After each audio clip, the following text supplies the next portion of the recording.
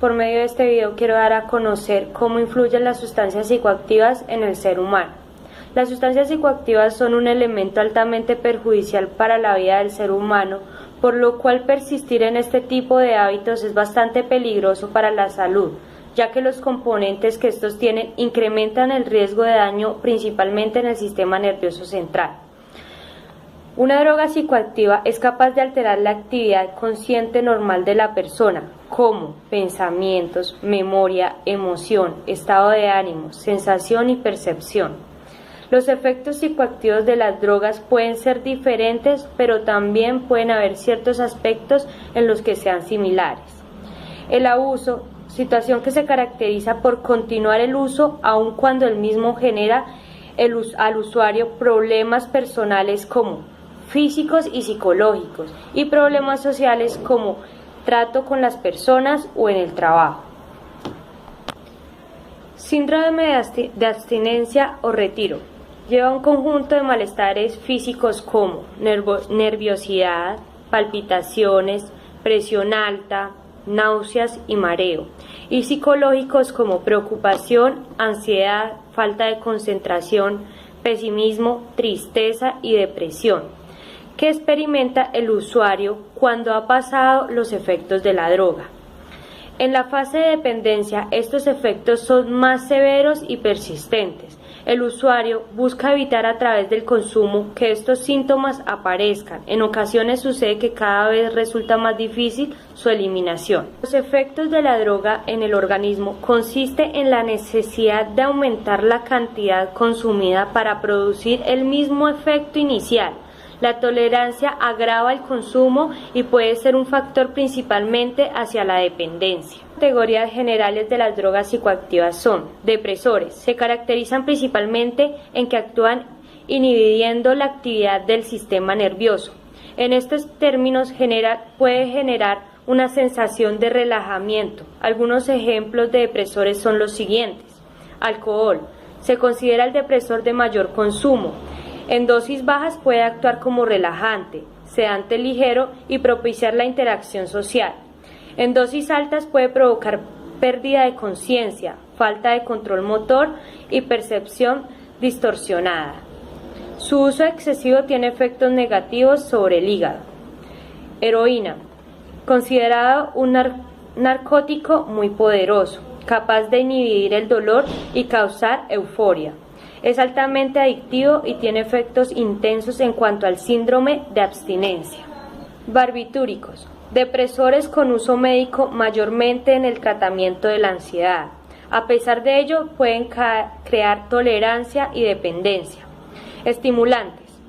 Este grupo se caracteriza porque incrementa la actividad del sistema nervioso. Por tal razón, uno de los efectos más notables es una sensación de fuerza y energía. Nicotina, sustancia activa en el cigarrillo, capaz de generar dependencia y tolerancia cuando se usa en altas dosis. Puede causar problemas respiratorios y cáncer. Anfetaminas, mayormente disponible en forma de pastillas, pueden generar sensación de energía. Además pueden quitar el sueño y quitar el hambre. Es un estimulante que se ha utilizado en el tratamiento de la hiperactividad.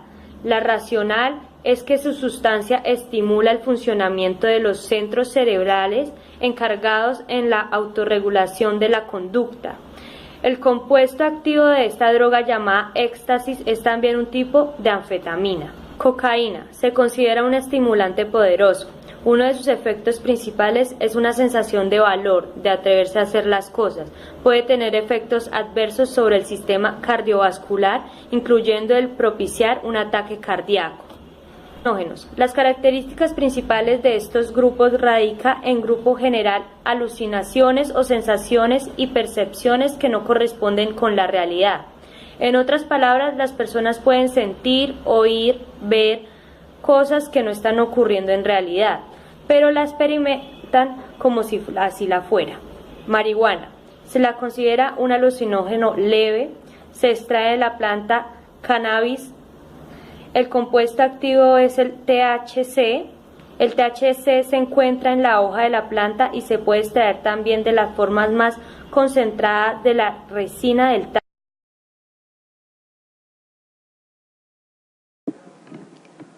Buenas tardes, tutor y compañeros. El tema que vamos a tratar está relacionado acerca del suicidio en cuanto a la psicobiología. Decimos que desde el punto de vista biológico se pone de manifiesto que las personas que parecen tener una cierta vulnerabilidad hacia el suicidio presentan un descenso en los niveles de la serotonina en el cerebro. Se ha detectado niveles muy bajos de un metabolito de serotonina en el líquido cefalorraquídeo en individuos con potencial de riesgo suicida. Estos también han sido relacionados con otros hallazgos bioquímicos como la hiperactividad en el eje del hipotálamo, del hipófiso y suprarrenal.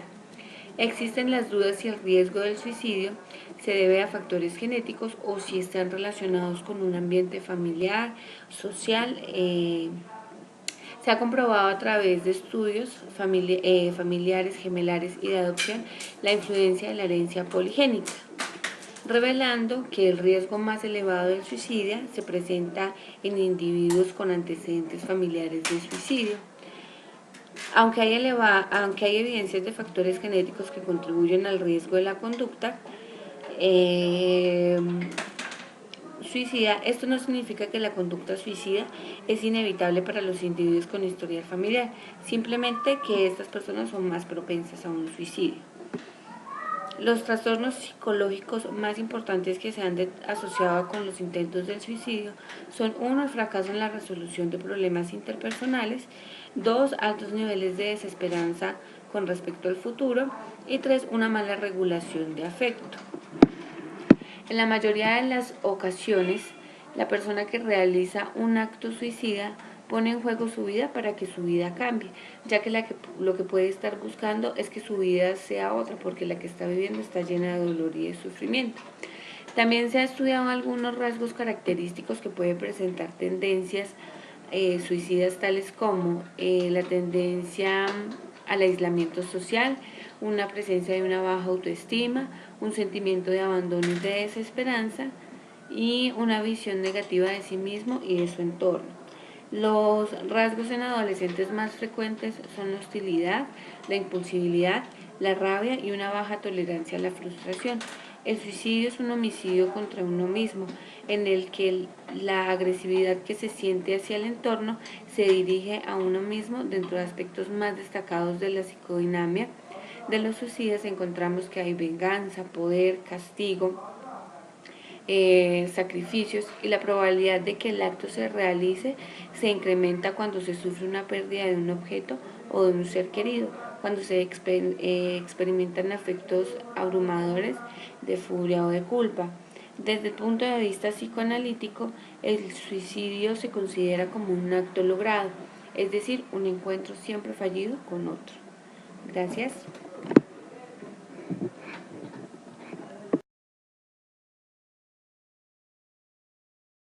Buenas tardes, les voy a hablar del cáncer.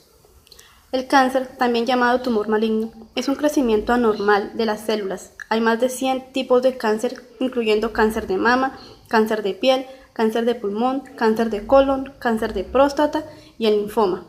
Los síntomas varían dependiendo del tipo. El tratamiento del cáncer puede incluir quimioterapia, la radioterapia o cirugía. Es importante señalar que casi todo el mundo tiene factores de riesgo para el cáncer y está expuesto a sustancias que causan cáncer, por ejemplo, la luz solar, el humo del cigarrillo secundaria y los rayos X. Pero muchas personas no desarrollan cáncer. Además, muchas personas tienen los genes que están relacionados con el cáncer, pero no lo desarrollan. ¿Por qué?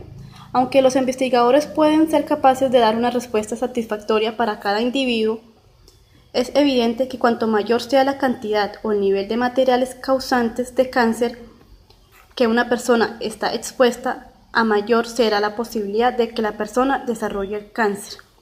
Además, las personas con vínculos genéticos con cáncer no pueden desarrollar por razones similares. Algunas personas pueden tener una respuesta inmune mayor que controla o elimina células que son o pueden potencialmente convertirse en células cancerosas. Hay evidencia de que ciertos estilos de vida, incluso en la dieta, pueden jugar un papel significativo en conjunción con el sistema inmunológico para permitir o impedir la supervivencia de las células cancerosas. Por estas razones, es difícil asignar una causa específica del cáncer a muchos individuos.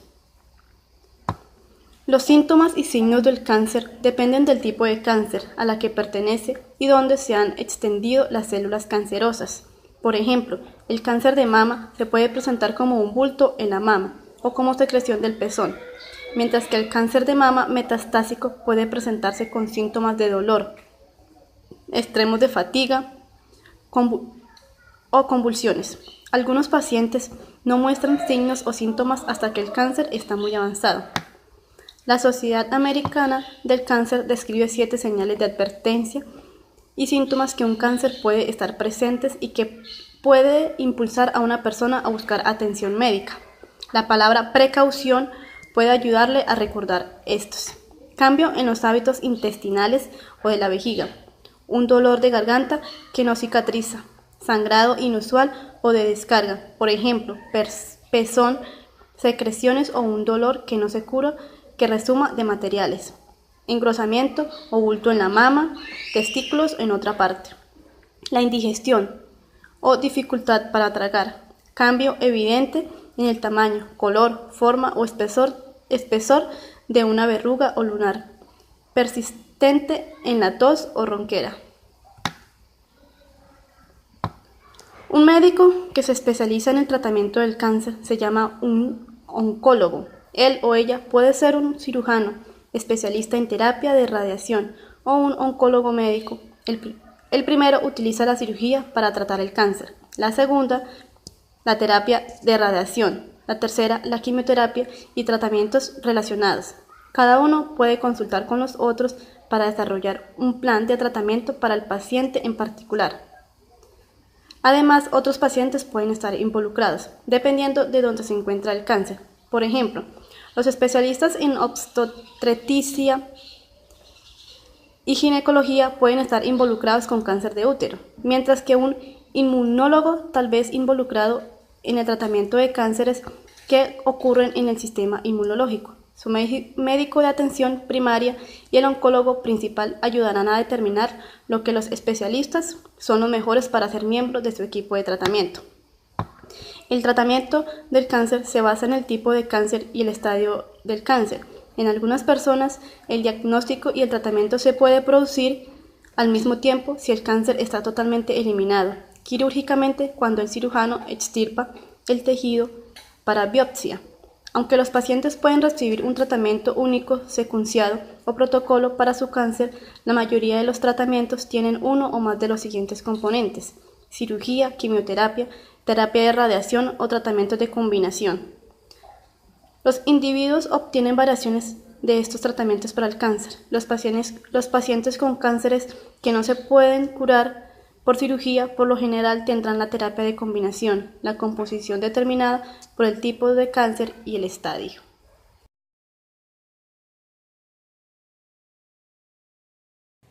Buenas noches, tutor, compañeras. Me permito explicar un poco el tema de el estrés y la depresión. ¿Por qué estrés y depresión juntas? Porque se relacionan de cierta manera y son unos de los trastornos que se presentan con mayor frecuencia hoy en día. El estrés, por su parte, es la respuesta que da nuestro organismo frente a una situación que considera amenazante.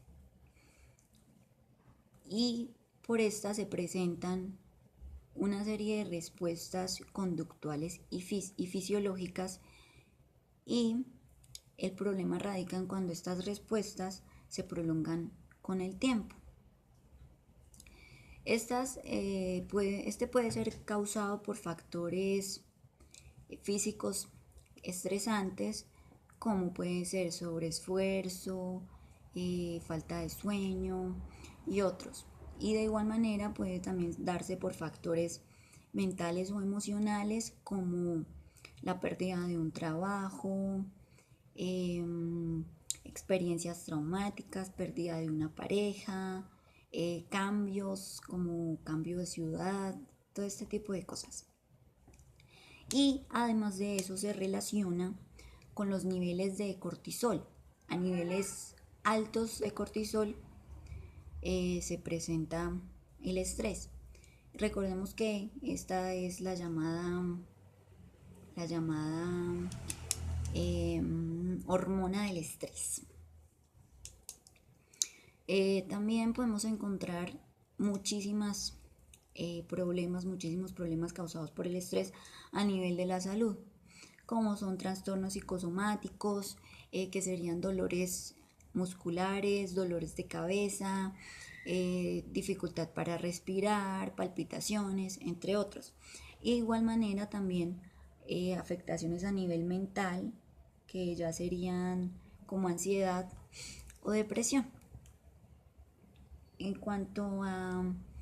Mientras que la depresión ya es un trastorno del estado de ánimo y también se puede desarrollar por factores ambientales como eventos estresores, que sería igual también pérdida de algún ser querido, por ejemplo, entre otros. También se debe a factores genéticos en casos en el que los padres presentan depresión y sus hijos pues también presentan depresión. También encontramos factores neurológicos, como sería la regulación anormal de algunos neurotransmisores u hormonas. Pues recordemos que la depresión se relaciona con niveles bajos de serotonina y de dopamina. Entre algunas de los síntomas que presentan las personas con depresión son depresión, estado de ánimo depresivo la mayor parte del tiempo, fatiga o cansancio la mayor parte del tiempo, se presenta también un aumento o pérdida de peso sin estar realizando ninguna dieta, hay excesivos pensamientos de culpabilidad o inutilidad, asimismo pensamientos también de respecto a la muerte. Y de igual manera también este trastorno tiene consecuencias en la salud de las personas, se puede presentar dolores de cabeza, trastornos del sueño, problemas gástricos y así pues otra cantidad de problemas. Entonces es ahí donde vemos la relación entre estrés y depresión. Podemos ver cómo un cuadro de depresión puede tener pequeñas situaciones de estrés, puede presentarse estrés, y como un cuadro de estrés puede llevar a producir una depresión. Entonces es importante la orientación psicológica para evitar cada uno de estos problemas y disminuir pues la sintomatología que se produce.